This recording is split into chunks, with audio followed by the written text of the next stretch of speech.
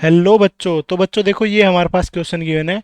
y is equal to a e की power x upon a plus t upon capital t का square. ठीक है, तो ये हमारे पास कोई गिवन है इक्वेशन ऑफ वेव। ठीक है, तो हमें बताना है सबसे पहले कि डायमेंशन क्या होंगे हमारे पास कैपिटल ए स्मॉल ए और टी के। ठीक है, तो देखो बच्चे सबसे पहले तो हमारे पास ये वाले जो इक्वेशन गिवन है ये हमारे पास वेव की इक्वेशन है, तो यहाँ पे जो y की डायमेंशन होगी वही a की डायमेंशन होगी।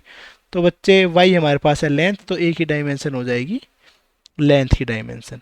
ठीक है, और हमें पता है कि हमारे पास कोई भी पावर होती है और पावर की हमारे पास डायमेंशन होती है 1। ठीक है, तो हमारे पास जो x अपॉन ए है उसकी डायमेंशन भी 1 होगी, और प्रिंसिपल ऑफ होमोजिनिटी से t अपॉन कैपिटल T की डायमेंशन भी हमारे पास 1 होगी।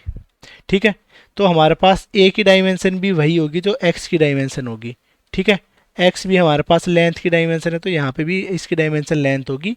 और जो हमारे पास इस इक्वेशन से हमें क्या पता चलता है, t की जो डायमेंशन होगी वो वही होगी जो टाइम की डायमेंशन होगी। ठीक है, यहाँ पे इसको हमने टाइम मानना है। ठीक है, तो ये भी हमारे पास टाइम की डायमेंशन होगी। तो इस तरीके से हमारे पास डायमेंशन आ गई है ए की, स्मॉल ए की और कैपिटल टी की। ठीक है, अभी इसके बाद जो हमारे पास नेक्स्ट पार्ट है, फाइंड दी वेव स्पीड। तो हमारे पास वेव स्पीड क्या होगी, तो इस इक्वेशन कोई भी हमारे पास वेव की इक्वेशन होती है वो इस तरीके की हमारे पास मिलती है। F is equal to function of k x plus omega t, इस तरीके की हमारे पास होती है। ठीक है, तो बच्चे इसको अगर कंपेयर करें तो हमारे पास के की वैल्यू आ जाती है 1 अपॉन ए, और ओमेगा की वैल्यू आ जाती है हमारे पास 1 अपॉन टी।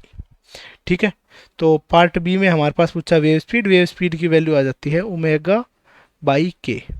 ठीक है, ओमेगा की वैल्यू हमने पुट कर दी है 1 अपॉन टी, और के की वैल्यू हमने पुट कर दी है 1 अपॉन ए, तो ए ऊपर चला जाएगा, तो हमारे पास वेव स्पीड की वैल्यू आ जाएगी a/t। अब देखो देखते हैं part number C. Part number C के अंदर हमसे पूछा गया है कि ये वेव किस डायरेक्शन के अंदर हमारे पास ट्रेवल कर रही होगी।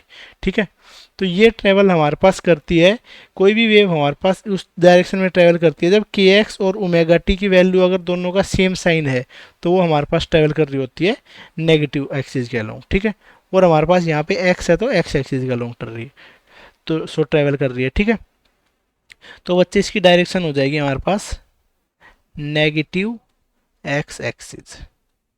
ठीक है, अब आता है हमारे पास पार्ट डी।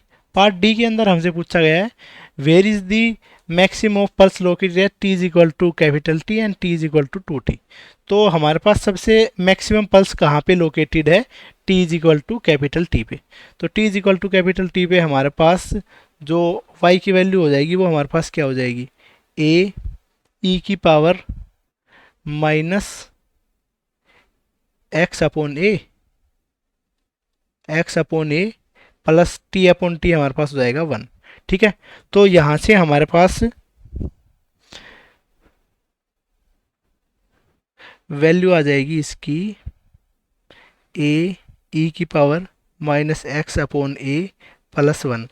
तो x की वैल्यू हम अगर इस वैल्यू को हम 0 पुट कर दें मैक्सिमम वैल्यू के लिए, तो x/ए प्लस 1 इज इक्वल टू 0। तो बच्चे x की वैल्यू हमारे पास नेगेटिव आ जाती है, तो ये हमारे पास लोकेट कर रही है a नेगेटिव एक्स एक्सिस पे, नेगेटिव एक्सिस पे। ठीक है, अभी सेकंड पार्ट में हमारे पास t इज इक्वल टू जब 2t हो तो कहाँ लोकेट कर रही है। ठीक है, तो t is equal to 2t पुट करेंगे तो y की वैल्यू आ जाएगी a ई की पावर माइनस x/ए माइनस 2 प्लस 2। ठीक है, तो इसको हम 0 पुट करेंगे x/ए प्लस 2 इज इक्वल टू 0। तो यहाँ से भी हमारे पास x की लोकेशन आ जाएगी -2a। तो ये भी हमारे पास नेगेटिव एक्स एक्सिस ही आएगा।